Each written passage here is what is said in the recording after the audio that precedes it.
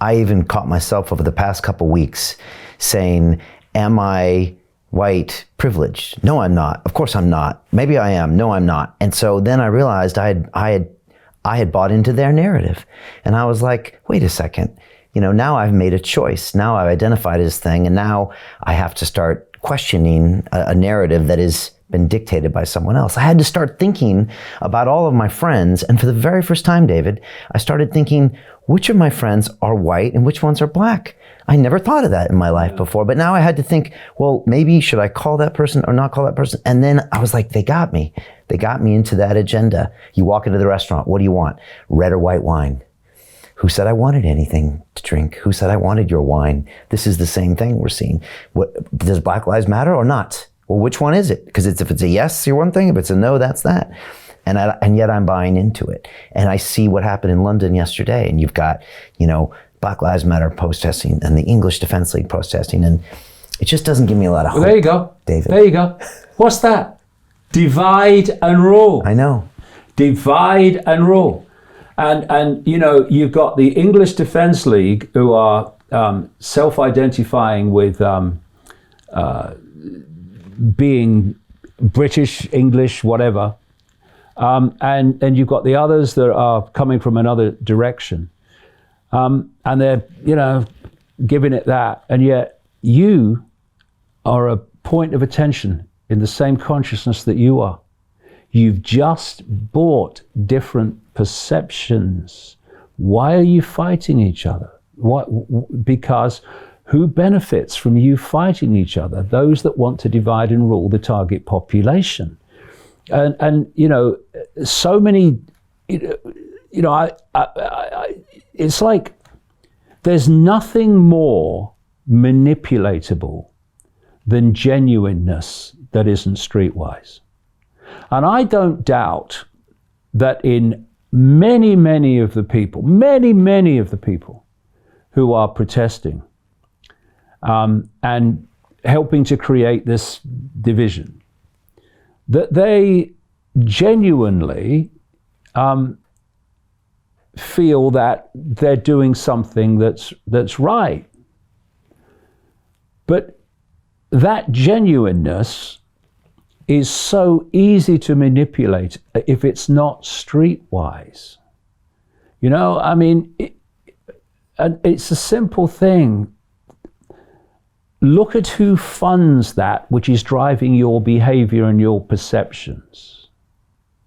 If it was being funded and driven and orchestrated by people of the communities it's supposed to serve, then you've got a certain perception of that organization. But if it's funded by the 1%, what I call the cult, which couldn't give a damn about black people or white people or any others but itself, as I said earlier, then streetwise, why are they doing it? And if I do this as this wants me to, am I actually serving the interests of this 1%? And then you don't do it, or you do it in a different way. And I want a world in which everyone has opportunity. They have equal opportunity within the limitations of their situation. I mean, see what this whole Marxism tyranny wants to sell is that everyone should be equal. But what does that mean? Everyone should be equal. I would like to play in goal for Manchester United. I'm 68 and I have an arthritic hand. Ain't gonna happen. So what I'm gonna do is something that I can do.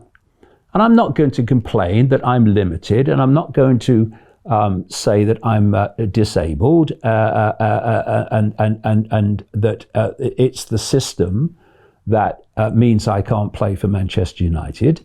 I look at the situation I'm in and I achieve or seek to achieve on the basis of who I am. I'm a unique individual, so I will achieve in a unique way. This idea that everyone must be the same, it's a race to the bottom.